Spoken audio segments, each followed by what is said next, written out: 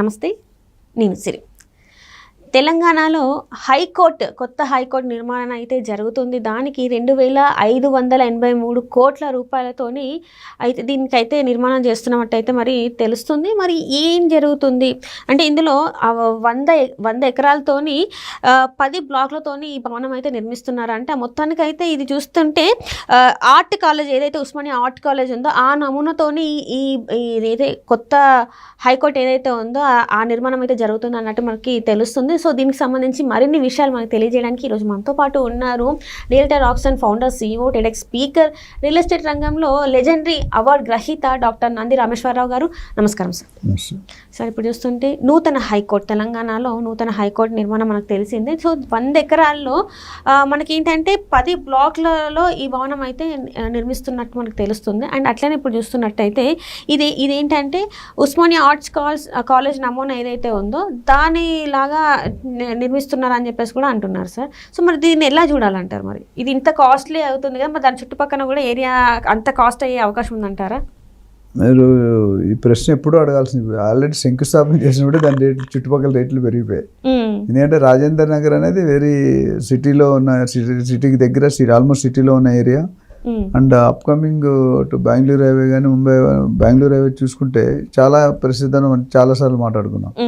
కోర్టులో 10 బ్లాక్లు అంటే వివిధ డివిజన్లు ఉంటాయి. క్రిమినల్, లా, పర్సనల్, హ్యూమన్, ఇవన్నీ చాలా డివిజన్స్ ఉంటాయి.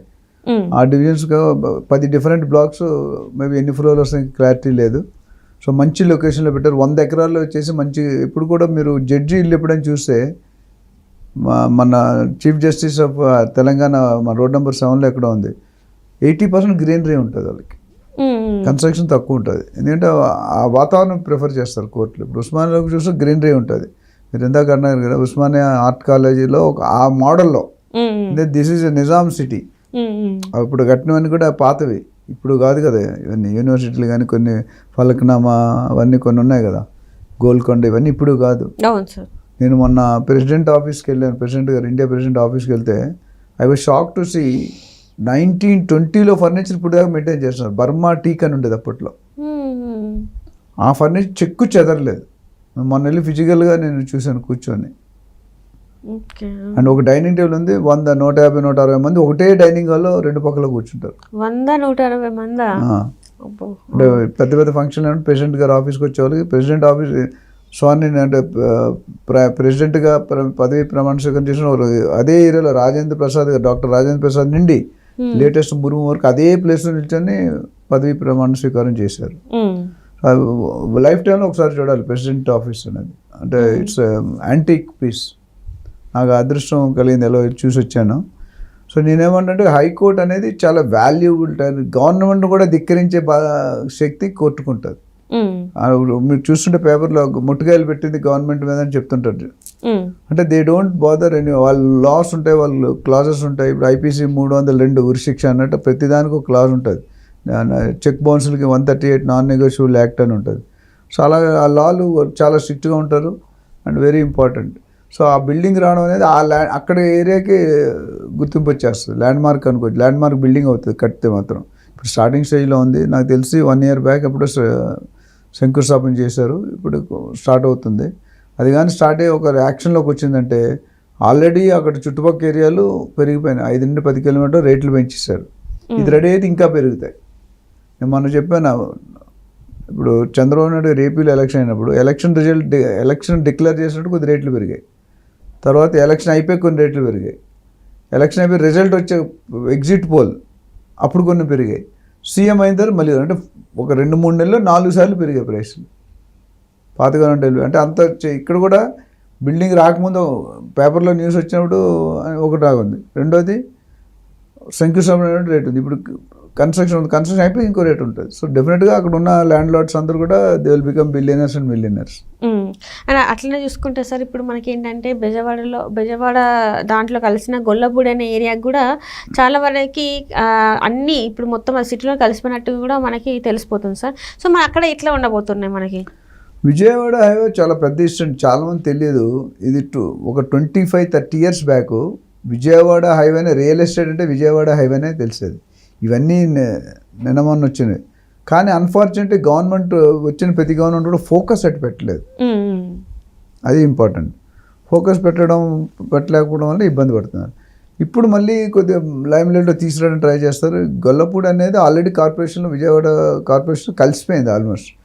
ఆ కలిసిపోయిన తర్వాత రేట్లు ఎంత ఉన్నాయంటే 45,000, 50,000, 60,000 నడుస్తుంది గజం.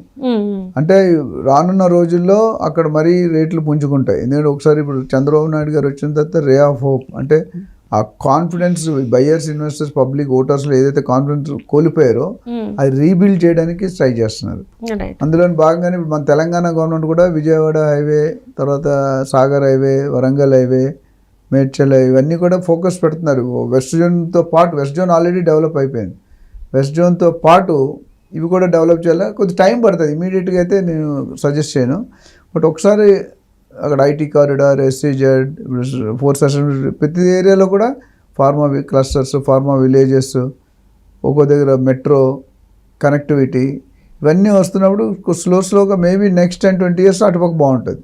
ఇప్పుడు వెస్ట్ ఎలాగైందో అలా కావాలంటే కొన్ని ఇప్పుడు ఇది ఎప్పుడో స్టార్ట్ చేసి ఇప్పుడు అయింది. అంటే ఇప్పుడు నేను వింటుంది ఏంటంటే సార్, ఆల్రెడీ అది అక్కడ ఏంటంటే ఇళ్ళ నిర్మాణాలకు కూడా అనుకూలంగా ఉంది, ఇల్లు కట్టుకోవచ్చు, సిటీకి పెద్ద దూరం కాదు, and on the way highway facing కాబట్టి డెఫినెట్గా ఇప్పుడు ఎవరైనా కొనుక్కుంటే అప్రిషియేషన్ బాగుంటుంది.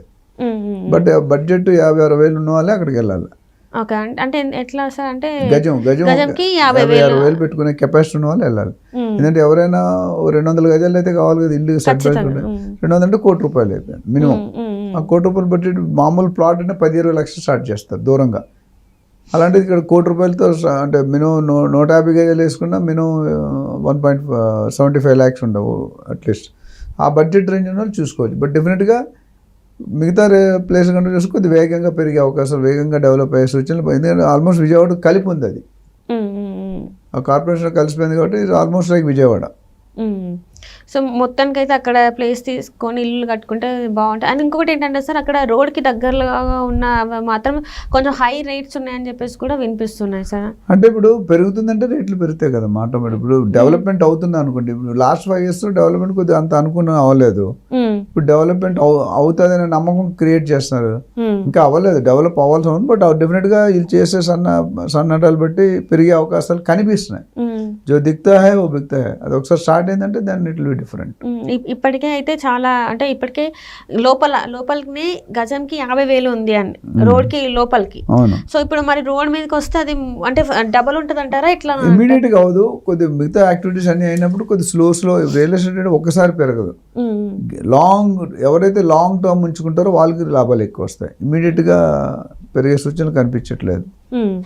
Right sir, right. Thank you so much sir. Thank you.